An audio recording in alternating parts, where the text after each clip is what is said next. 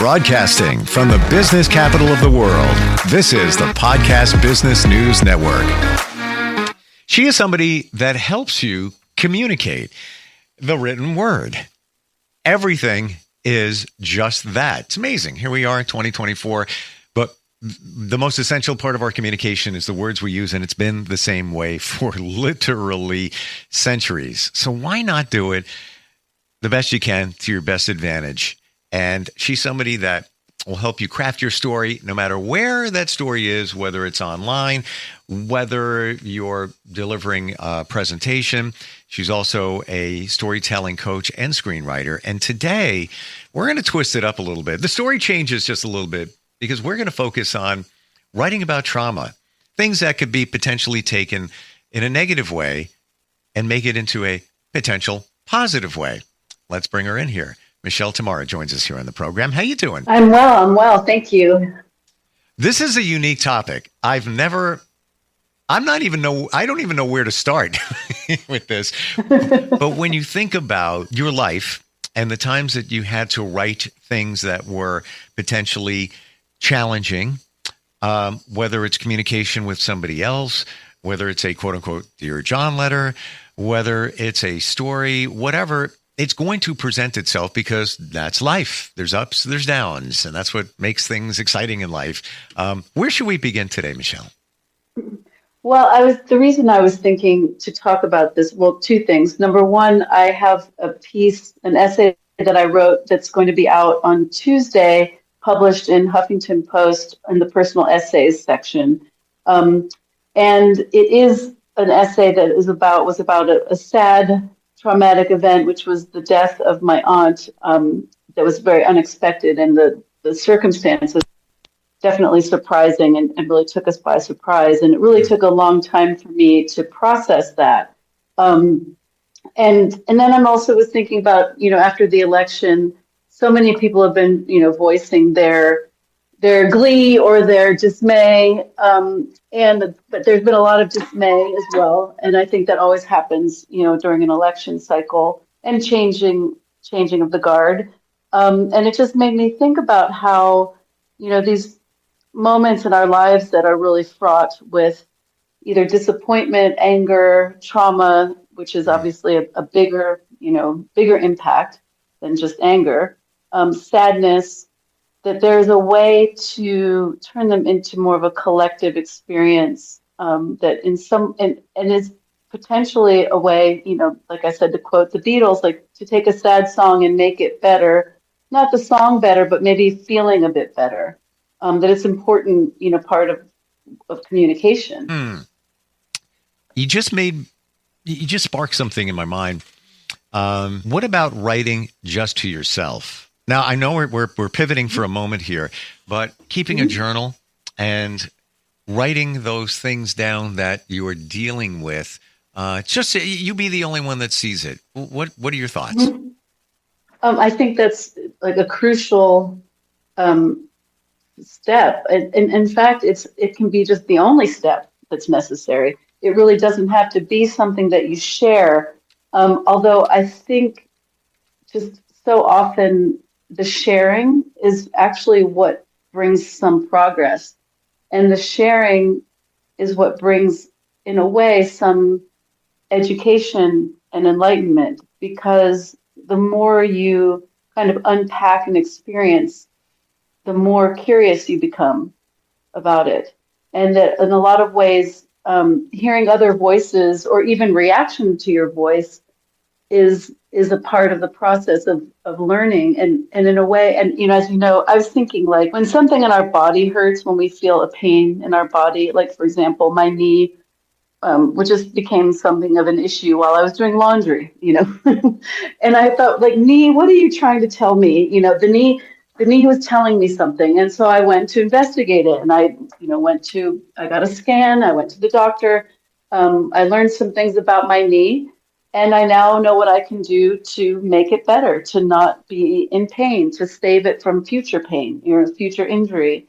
And you can really take that for like personal experiences as well, relationships, maybe disappointment in a job situation, a relationship, just things that stick with us more than just a disappointment of like, oh, gas price went up 3 cents, but things that actually really hit us hard.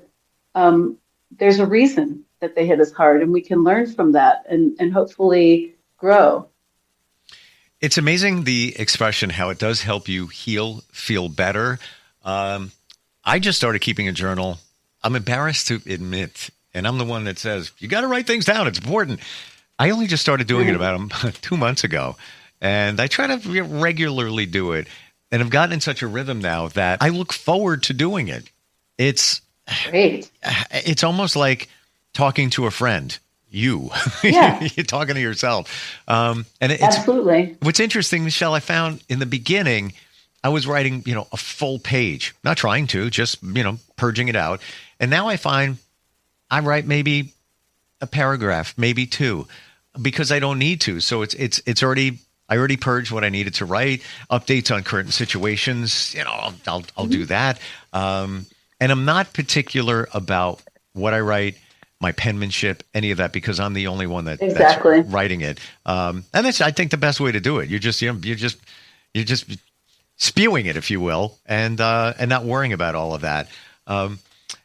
Any thoughts, regardless of where you're writing, anything trauma connected, in terms of expressing yourself the best way? Well, again, like I think, especially if you're writing in a journal, the best way is whatever way comes out of you. I mean, there's no need to create hoops or obstacles or tick boxes unless those things help you. I mean, some people work better with prompts or with tick boxes, but that's just a personal. I think. I mean, to the person.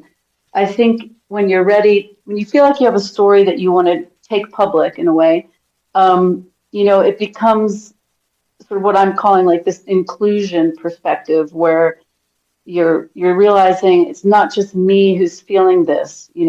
There could be other people, and perhaps they can benefit from hearing my story. Hearing my story where I am in the process might be really inspirational to someone who's really just experiencing this for the first time. It could also be that where I am in the process, and like public discourse could be something that opens up a whole new line of communication about, that I wouldn't have even thought of. But I think there's this, so my piece is publishing on Tuesday, and the editor, his name is Noah Mickelson, and he's just an amazing editor. So when you work with an editor, they help you refine what you're trying to say in a way, like, because what I wrote is suddenly going to be read by thousands and thousands of people, and I can't imagine every single person, and I don't want to plan, the impact for every single person. So ultimately it has to be something that I can go to bed with at night, not to, overuse the idea of like, it's my truth, but I am publishing the truth of what my experience was. And hopefully it is something that becomes relevant to other people in terms of what the subject matter is. One thing I've heard, though, from other writers who publish, I don't publish so far anyway, things that are so personal to me that I'm really putting myself, I mean, they're personal to me, but they're not so intimately personal that I'm really putting myself, out there to abuse, because that's just not what I'm interested in. But I do know that there are people who put out controversial things, let's say. And, from what I've heard, the comments section can be brutal, like just what people judgmental, the judgments and things, opinions, it can just be really brutal. At the same time, opening yourself up that way can be really healing because it opens up a dialogue. You just have to ask yourself, like, how much public discourse is healthy or beneficial to me, like, and me and my subject, or the people included in my subject. What am I doing by bringing it public? Is that helpful?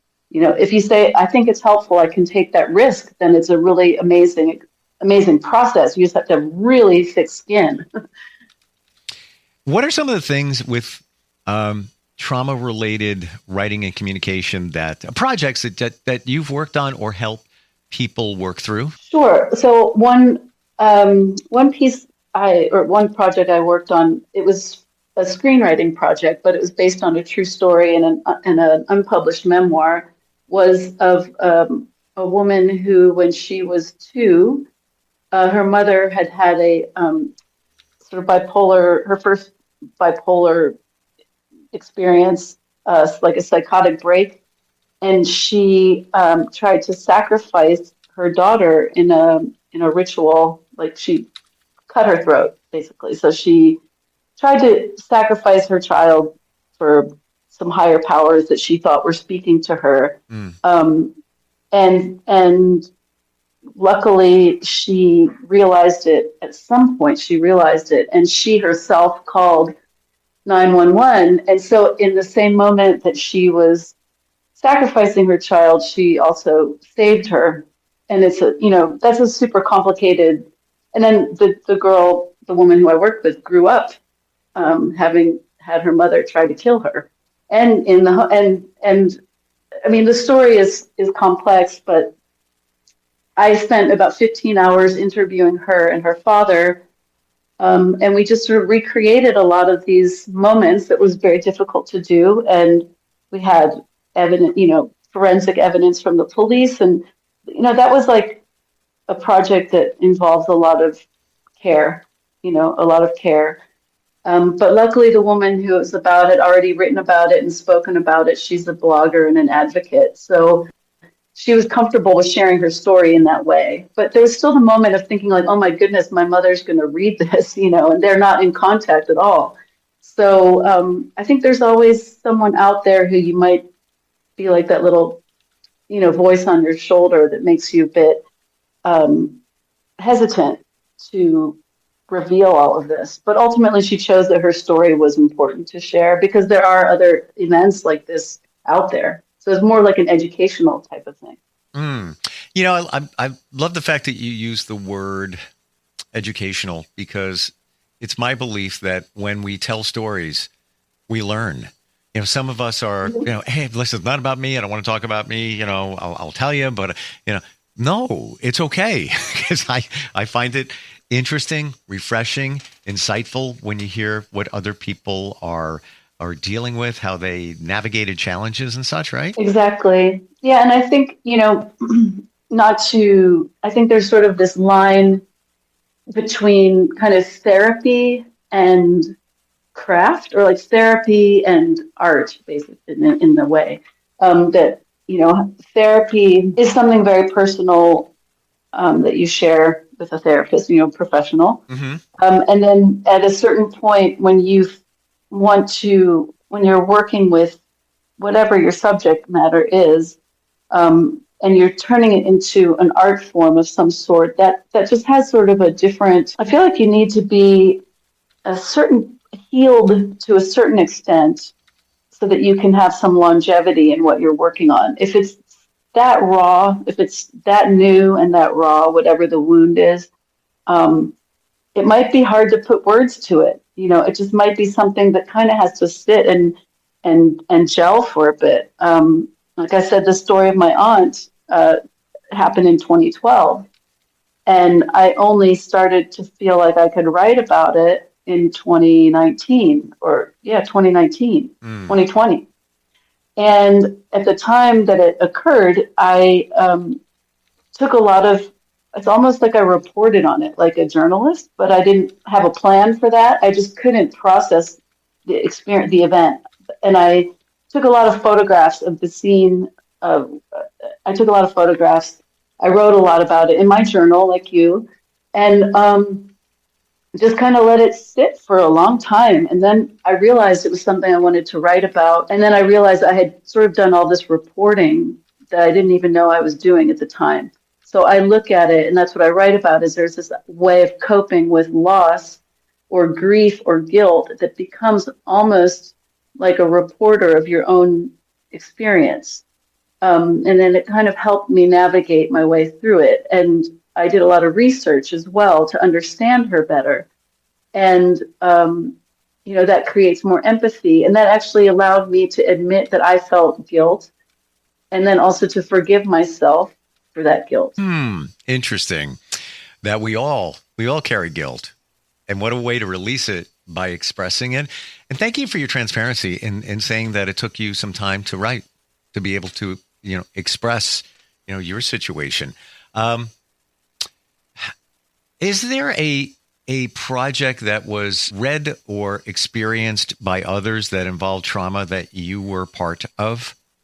Whether it was your situation or somebody else that you worked with? That's a good question. Yeah, I mean, there are a number of memoirs that have been published recently that was a part of, I would say, like the workshopping of the material and a part of the preparation in the process through workshops or writers groups. So let's say there are like 3 or 4 of us in a writers group, and we're focusing on someone's story for over a number of years because it takes that much time. But yeah, there are a couple of books out there. I can't say that everyone would know them because one of them was published in the UK and one of them was published in the United States. It's called Wisdom Builds Her House. But, I can't say that I was the lead, the lead soothsayer there because ultimately it's the writer's job ultimately. What I do is help. I just am starting with a new client in a couple of weeks, and she sent me a book that she wrote under a pen name. That's how much she wants to keep herself private, but she feels very much that she wants to tell her story. And I'm about to learn what that is. We start in like a week. And a lot of that process is I just do like you and I are doing, which is just you have a conversation, you develop trust. I'm inherently curious in stories. And then it's just a process of discovering who are the characters, what's the timeline. Like these are things that don't really carry as much emotion, and you can kind of work on those things practically first before you start digging into pockets of memory or scenes that are really the core of why you're even writing this. But a lot of it just starts with kind of the brass tacks of storytelling, which is who, what, where, when. And then the why is sort of like, why are we there? Like, why are we there in this story? And I find that helps a lot to break things open. Now, we started talking about the Beatles song, Hey Jude, and take a sad song and make it better. With those stories that are challenging subject material, do you always have to have a positive spin? I write on the positive side in general. But does it have to? No, of course, nothing. No, it doesn't have to at all. I mean, you can't force an ending. I mean, people do have said recently that to sell a memoir, there has to be this kind of self-help takeaway. I think that if you're an astute reader, you sort of find that on your own. You don't really need to be spoon-fed the lesson. There's another way of looking at things that says if you don't know the ending of your story, it's because you haven't lived it yet. So there are yeah. So you can't force the ending. I would say, however, when you go to the movies, it's always a bit more satisfying to feel. I mean, when you're left with the atomic bomb going on at the end of a movie, and you're like, "Oh, we're dead." It's like it's not always it's not exactly what you want. Maybe it gets you thinking. I think people tend to want something that is soothing, that does give some resolution. It's a taste. There's definitely a taste thing, but I think we could all agree in terms of marketability and marketing, people usually want to have some kind of resolve. Positive. Right. Yeah. Okay. Yeah. I get you on I said the word resolve, but some things are never. No, resolve is perfect. No, but resolve is perfect. Resolve of that story. I mean, it's whatever that chapter is, that long chapter, whatever it is.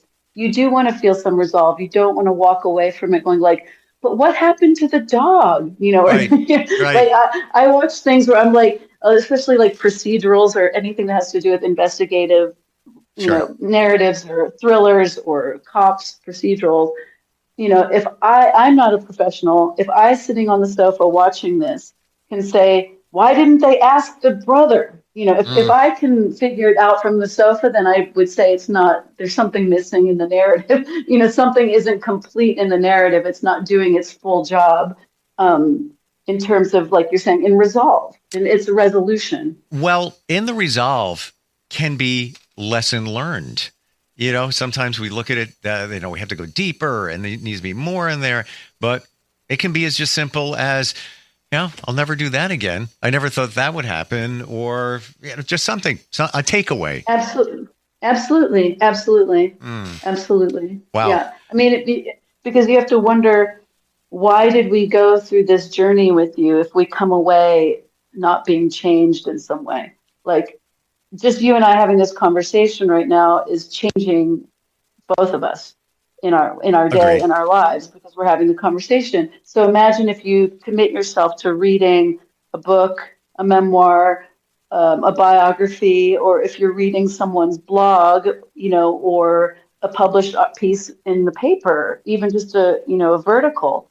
You kind of want to feel like it was worth your time, and I don't mean that just from a monetary type of thing. I mean it in terms of your emotional time, or your intellect. Yeah, your time invested. Why did I put this in my head? Yeah, why is this in my head now? Even sometimes just when you get advertising where you're like, oh my God, that ad. Sometimes an ad comes on and you're like, oh no, I didn't want that in my head at all. You're making my head think about my situations, and I'm sure everybody else is doing the same thing. We're out of time, but I want to ask you, what was that thing you said before? You have to live it. How did that go? Well, I should credit that to someone her name is Allison K. Williams, who's a really amazing coach, and she writes a lot of things. She's a very interesting person. But she basically said, if you don't know the ending of your story, you may not have lived it yet. And that just made so much sense to me. You can't force the end of an experience. You can't force, a great example is Truman Capote writing In Cold Blood. And until the end of the trial, he couldn't force the ending of the book until the ending of the trial. And that took years and made him almost mad, basically. I am going to be sharing that with everybody. I love it. It is just, it makes you think. Michelle, how do we find you? Somebody's looking to have somebody help them with their storytelling, their communication, their writing. Also, you're somebody that gives up, call it a last look, looks things over, proofreads, it could be even a resume. What's the best way to find you? Sure. Best way is on my website, which is michellecutler.com. It's MICHELLECUTLER.com. And you can find me on Instagram and Facebook and LinkedIn with the same name. Deeper topic today. I get it. But very interesting, very insightful and real. And again, I appreciate your transparency and all your insight. Thanks for being here today. Absolutely. Thank you. Thanks, Michelle. We'll talk soon and we'll be right back.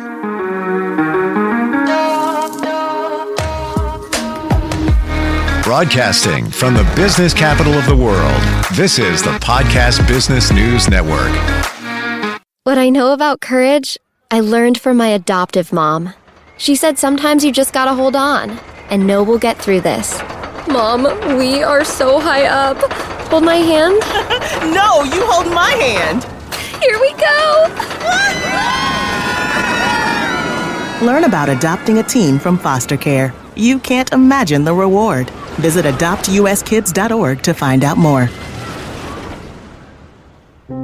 I learned patience from my adoptive dad. All he had to say was, "Hey, you got this. Just breathe." Hey, we're pretty good. yeah, Might have to start a band. I got it. Learn about adopting a teen from foster care. You can't imagine the reward. Visit adoptuskids.org to find out more. This message is brought to you by Adopt US Kids, the U.S. Department of Health and Human Services, and the Ad Council.